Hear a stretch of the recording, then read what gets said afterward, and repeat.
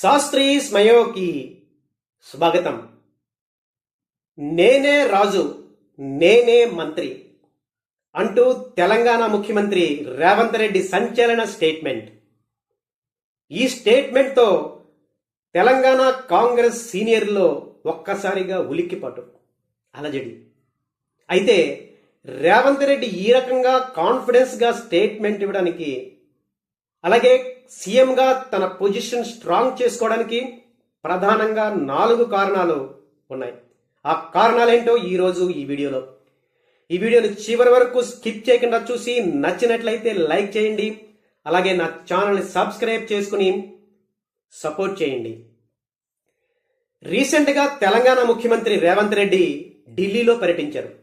ఆ పర్యటన సందర్భంగా మాట్లాడుతూ 2028లో కాకుండా తెలంగాణ అసెంబ్లీ ఎలక్షన్స్ 2029లో లోక్సభ ఎలక్షన్స్తో కలిపి జమిలి ఎన్నికలుగా రాబోతున్నాయని,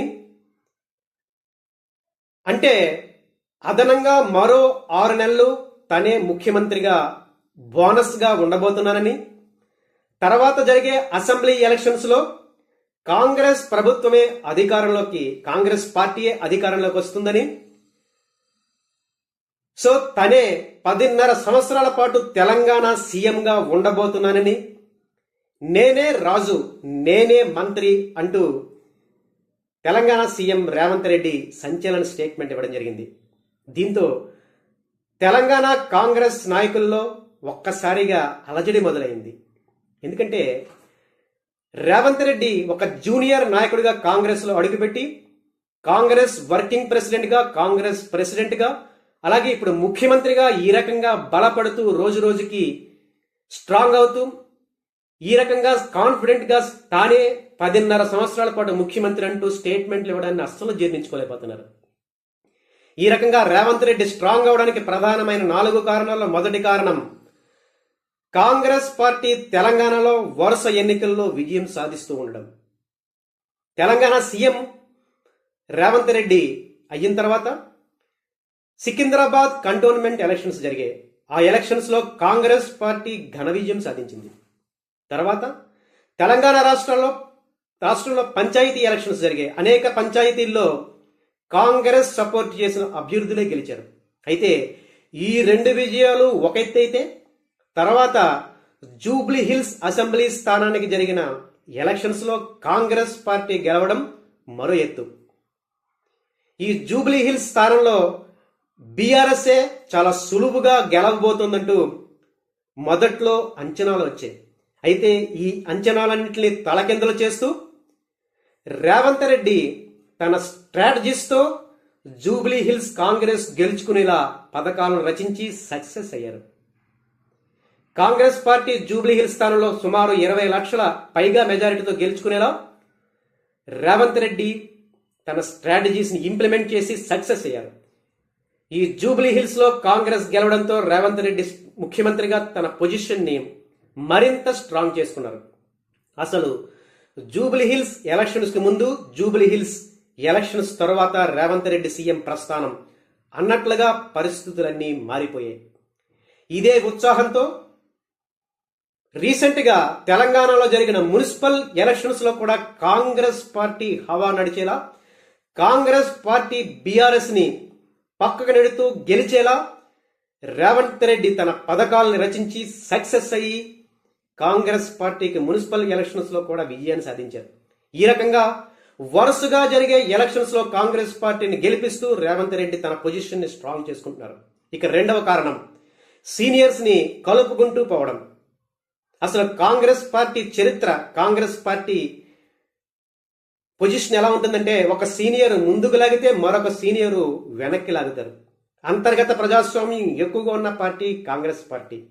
అలాంటి పార్టీలో సీనియర్స్ నాయకులందరినీ కలుపుకుంటూ తను కూడా వాళ్ళతో కలుపుగోలుగా ఉంటూ తన సీఎం చైర్ని కాపాడుకుంటూ వస్తున్నారు. మనం చూస్తున్నాం, పక్కనున్న కర్ణాటక రాష్ట్రంలో సిద్ధరామయ్య, డికే శివకుమార్ల మధ్య యుద్ధం జరుగుతోంది. అలాంటి యుద్ధాలు కానీ, అలాంటి లుకలుకలు కానీ సీనియర్లు లేకుండా వాళ్ళతో కలుపుగోలుగా ఉంటూ తన సీఎం చైర్ని రేవంత్ రెడ్డి చాలా పకడ్బందీగా కాపాడుకుంటూ వస్తున్నారు.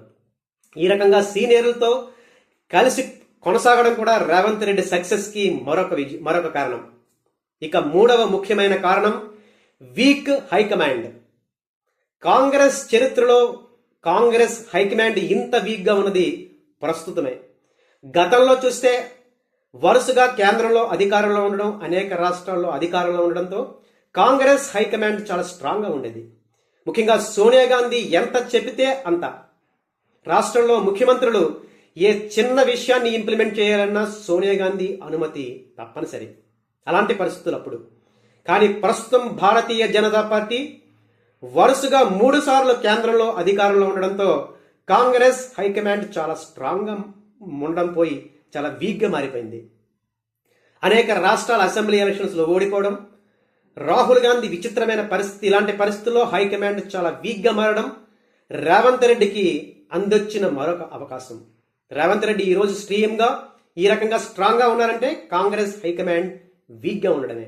అంతేకాకుండా కాంగ్రెస్ హైకమాండ్ కి, కాంగ్రెస్ పార్టీకి కావలసిన ఆర్థిక వనరులని కూడా తెలంగాణ కాంగ్రెస్ పార్టీ రేవంత్ రెడ్డి నేతృత్వంలోనే అందుతున్నాయి. కాంగ్రెస్ పార్టీకి ఆర్థికంగా ఊపిరినిస్తున్నది తెలంగాణ రాష్ట్రమే, అటు కర్ణాటకతో పాటు. ఈ రకంగా high command week, Revanth Reddy strong. ఇక 4వ కారణం భారత రాష్ట్ర బీఆర్ఎస్ భారత రాష్ట్ర సమితి అనుకున్నంతగా ప్రజాక్షేత్రంలో బలపడకపోవడం. 2023 ఎలక్షన్స్ తర్వాత బీఆర్ఎస్ పార్టీ తెలంగాణలో జరిగిన అనేక ఎలక్షన్స్ లో వరుసగా ఓడిపోతూ వస్తుంది. Cantonment elections, Jubilee hills elections, నిన్న మొన్నటి మున్సిపల్ ఎలక్షన్స్, ఇలా పార్టీ ఓడిపోవడం బీఆర్ఎస్. మరొక పక్క బీఆర్ఎస్ లో అంతర్గత సమస్యలు, కవిత పార్టీ నుంచి సస్పెండ్ అవడం, ఇలాంటి అంతర్గత పరిస్థితులు. తెలంగాణ సెంటిమెంట్ బీఆర్ఎస్ ఇప్పుడు ఉపయోగించుకోలేకపోవడం. ఒకప్పుడు కేసీఆర్ అంటే తెలంగాణ, తెలంగాణ అంటే కేసీఆర్. బీఆర్ఎస్ గా మారిన తర్వాత బీఆర్ఎస్ హవా తగ్గింది అని చెప్పాలి.